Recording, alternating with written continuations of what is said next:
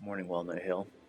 We're journeying to the cross today, and I want you to just close your eyes and just imagine this that as the peals of the hammer ring across the hills and the valleys of Jerusalem, this city, this town that has been waiting for the living God to come, who for a week now has been anxiously expecting a riot to break out because the king has come, but he's not doing what we thought.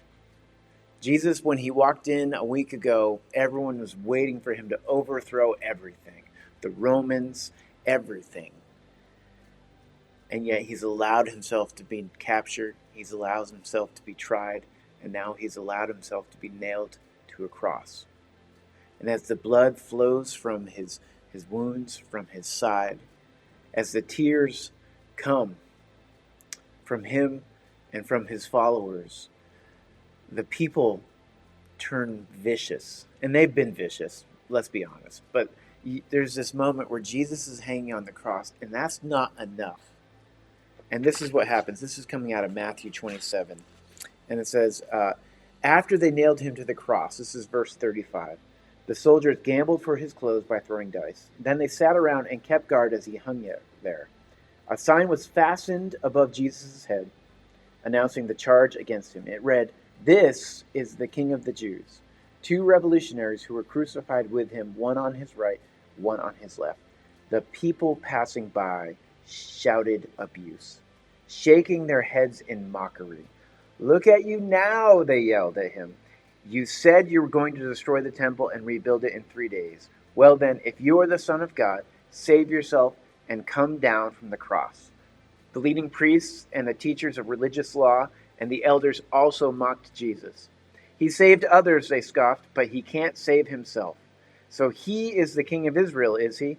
Let him come down from the cross right now, and we will believe in him. He trusted God, so let God rescue him now if he wants him. For he said, 'I am the Son of God.'" Everyone, even the revolutionaries that said, mocked Jesus in that moment. And there's this terrible fact that if I was there, I would do the same.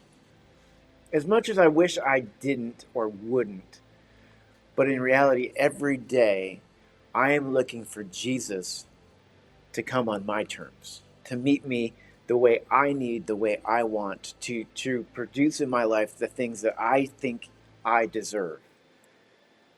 But when we go to the cross, we have to wrestle with the fact that Jesus came his way. And his way was to take our death, because it should be me up there. It should be us up there. Because of Adam and Eve's sin, because of my sin, I deserve death, not the living God. And yet Jesus came to the cross and he said, "I will take your place." And we don't even recognize it, or we don't even acknowledge it. That's our death that he's dying. That's our sin that weighs heavy on him. And we sit and we are among the mockers. We're among those who are so calloused of heart that we can't recognize that the Savior of the world is literally right in front of us. And that in his death, our sin is put to death.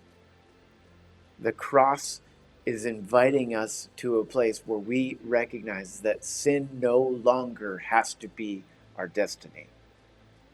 Because Jesus has taken ours and he's given us his.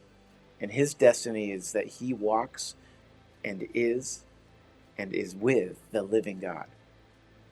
And so because of Jesus' death and soon his resurrection, we are invited in to this relationship with the living God where we are freed from our sin.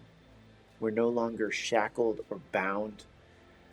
Sin still exists, but it is no longer our master because we are now children of the living God. So I want to invite you into this morning. What does it look like for you to lay your sin down? What are the things that you need to confess and ask God for forgiveness for? What are the relationships that you've allowed to be broken? What are the things that you've said in hurt or in anger? Where are the places that you have ignored because you think it's just okay, but God is calling you into more? Let's lay our sin down together at the cross so that we might take up the life that Jesus died so that we might have. So I invite you in this morning, go to the cross, find this Savior. Let us no longer be among the mockers, but let us be those who love and have compassion with, for, and through him. So blessings. Have a great morning.